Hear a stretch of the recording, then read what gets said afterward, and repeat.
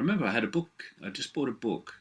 I think it was called The End of Nature, and I bought it to read it for environmental Green Party reasons, and I never did read it because of what then happened. I said to Gaz, "We'll go and get some lunch down this cafe on the railway station on the seafront. It's no longer there now, but it was very popular at the time. And when we got there, it was packed. So we turned to go up and find another one up in the town when a railway worker stopped me and started talking about football. And I was chatting away, and then when the conversation was over, I realised that Gareth wasn't there. But I knew where he would be. He would be in the news shop, the newspaper and book shop right next to the station, part of the station actually. So I walk in to the door, and there he is reading steam train books. And I said, "Come on, Gas, we'll go up in the town and get some lunch." And at that moment, this is must have been early March, that kind of time, 1990. My feet wouldn't move, and this is the first kind of real, if you like, what is called paranormal experience that I had that was, again, tangible.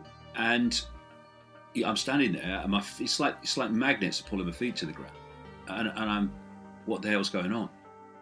And then I heard this, not voice, but this very strong thought form pass through my mind. It said, "Go and look at the books on the far side."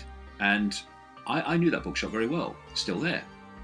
And the books were almost totally romantic novels, Barbara Cartland, Mills and Boon and all this stuff, which is not really my scene.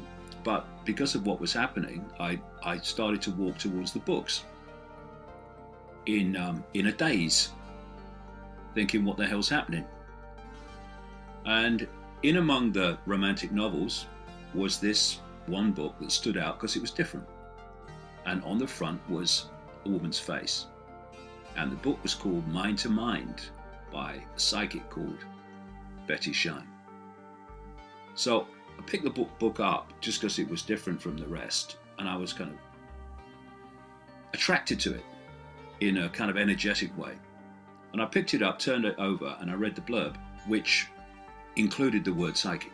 So immediately I'm like, I wonder if this lady would pick up what I've been feeling around me for the last year. And I'd never been to a psychic before or anything like that. But I thought, I'm going to write to her. So I wrote to Betty and didn't tell her anything about what I was experiencing.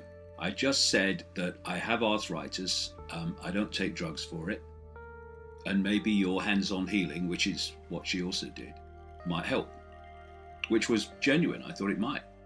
Who knows? The drugs were not an option for me, because if I'd have taken the drugs they gave me for arthritis when I was in my teens, I wouldn't be sitting here now. And so she replied, and I went to see her. And she did, first of all, the hands-on healing, because that's what the whole thing appeared to be about. And I went along thinking, I'm just going to go with this and see what happens. And hands-on healing, of course, is just an exchange of energy. It's mumbo jumbo. No, it's an exchange of energy, mate, okay? When you come out of the Stone Age, give us a shout. Oh, you're a mainstream scientist. Still stands. And so, for the first two visits, it was hands-on healing, nice chat, interesting chat, and that was it. Then the third time I went, I was lying on this bench, like a medical bench thing, in her front room, and she was doing the hands-on healing near my left knee. And suddenly I felt like this spider's web on my face, like this cobweb feeling. Of course, I had not a clue what it was at the time, but now I know that it was electromagnetic energy, the same energy that makes the hairs on the back of your neck stand up when you're in an excited crowd, which is generating electromagnetism. And what took me aback when I felt this was that I'd read in the book, Mind to Mind, that when other dimensions of reality, other entities, if you like, are trying to lock into you, communicate with you, you sometimes feel like a a spider's web on your face because there's an electromagnetic connection being formed. Anyway, I said nothing to Betty Shine. She's dead. And suddenly, 10, 15 seconds later, she throws her head back and says, "My God, this is powerful. I've got to close my eyes for this one." At which point I'm going, "Whoa, what's happening here?" And suddenly, both that day and the next time I came, which was, I only went like 3 or 4 times, she said she was getting messages which were to be passed on to me. And I wrote a book as a result of all this called Truth Vibrations. And I have gone through it, this experience again in the Perception Deception. And this is what came out of Betty's mouth, through Betty at that time, just today, a few days past 25 years to the day. And the day that my life changed dramatically. Divergent. It's obviously a movie. It came out this year and has done the rounds of the cinemas, but I didn't get to see it then. But I saw it on DVD. Very, very symbolic movie, which I'll talk about later. But the key thing is divergent. Being a divergent. In other words, having another way of looking at the world, another way of looking at world events. Because the whole kind of theme of Divergent is that the population was broken up into certain sections, which were basically perceptions of the world. And you had to pick one of these perceptions, in effect. And what they were terrified of were people who had the ability to have multiple perceptions in the way I'm describing it.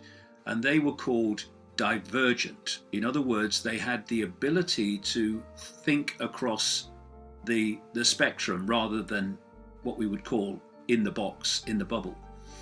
And it's no accident that throughout human history, those in authority have been terrified of what this movie calls the divergent people. Those who have the ability to free think, to take in information, experience, things they see, and reach their own conclusions on them, rather than being told what to think by, in the modern world, politicians or the media telling them what they're seeing means. You know, it's fascinating to watch studies where you have a set of pictures and you put a voiceover on it. And what the voiceover is basically telling you is what you're looking at. It's telling you what the pictures mean and what the pictures are in terms of their relevance. But if you put another voiceover on the same pictures, suddenly the pictures look very different. It's much underestimated, this process, this programming process of putting up pictures and then the voiceover telling the viewer what the pictures mean. What a divergent mind does is decide what those pictures mean in its own unique view, not the herd view of being told what to think. And one of the examples of divergent thinking, divergent perception, is the massively important and fundamental mass mind control technique that I called many years ago now problem reaction solution. Create the problem covertly, blame it on someone else, present a cover story for why it happened and who was responsible. And after creating the problem, you then tell the public what you want them to believe about the problem so that they will reaction in the way that you want. Fear, outrage, something must be done, what are they going to do about it, all these things. And then they can move to stage 3, which is the solution. Those who've covertly created the problem, got the public reaction, do something, fear, all the rest of it.